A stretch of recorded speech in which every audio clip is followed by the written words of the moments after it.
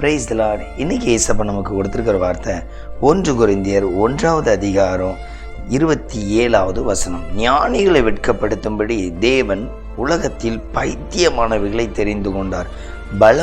பலமுள்ளவர்களை வெட்கப்படுத்தும்படி தேவன் உலகத்தில் பலவீனமானவர்களை தெரிந்து கொண்டார். இன்றைக்கு நம்ம செய்தி தெரிந்து கொண்டார். உங்களை இயேசு தெரிந்து கொண்டார். உங்களை இயேசு என்ன பண்ணார்? தெரிந்து கொண்டார். இன்னைக்கு நீங்கள் சொல்லலாம் இல்லையா, ஆனால் யாரும் என்னை நேசிக்கலை, நான் எதுக்குமே தகுதி இல்லை, எதுக்குமே லாக்கி இல்லை, இப்படியெல்லாம் சொல்லலாம். ஆனால் அந்த வசனம் சொல்லுது, ஆண்டவர் உங்களை தெரிந்து கொண்டார். எதற்கு என்ன தெரிந்து கொண்டிருக்கிறார்? கவனித்து கொள்ளுங்க. அநேகருக்கு முன்பாக உங்களை ஆசீர்வாதமாக மேன்மையாய் நிறுத்த ஆண்டவர் உங்களை தெரிந்து கொண்டார். இந்த வார்த்தையை மட்டும் மறுபடியும் சொல்கிறேன். ஞானிகளை வெட்கப்படுத்தும்படி உங்களோட ஒரு ஆள் திறமசாலியாக காணப்படலாம். பயப்படாதீங்க. நீங்கள் ஏசப்பாவுடைய பிள்ளைகளாக இருக்கிறபடியால் சில இடங்களில் உங்களை இன்னும் உயர்த்துவார், இன்னும் மாற்றத்தை தருவார். அப்போது நம்ம நினைக்கிறோம், ஐயோ நான் இந்த இடத்துல விழுந்திருக்கிறேன், இந்த இடத்துல கஷ்டப்படுகிறேன், இந்த இடத்துல தளர்ந்து.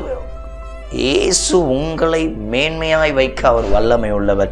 எந்த இடத்துலலாம் நீங்கள் கவலைப்படுறீங்களோ, எந்த இடத்துல மனமுடைந்த பாத்திரமாய் காணப்படுறீங்களோ, நிச்சயமாக இயேசப்பா உங்களை உயர்த்துவார். நிச்சயமாக இயேசப்பா உங்களுக்கு நன்மையானதை தருவார். அதனால தான் ஆண்டவர் சொல்லுகிறார், நான் உன்னை என்ன பண்ணுறேன், ஞானிகளுக்கு முன்பாக நம்மளை தெரிந்து கொண்டிருக்கார். சிலர் நினைக்கிறோம் இயேசப்பாவுடைய ஊழியம் செய்ய, இல்லை இயேசப்பாவுடைய நிறைய திறமை வேணும், இல்லை நான் நல்ல பலச.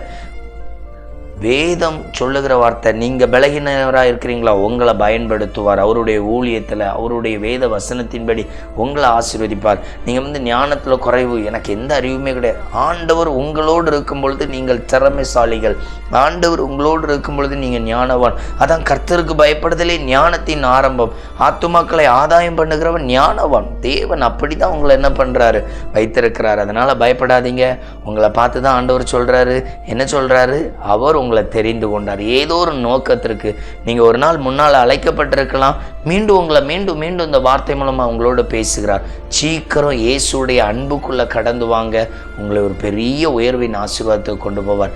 ஜோமனோமா ஸ்தோத்திரிக்கிற பிதாவே, இந்த வார்த்தையை கேட்டுக்கொண்டிருக்கிற ஒவ்வொரு பிள்ளைகளுக்காக செபிக்கிறேன்.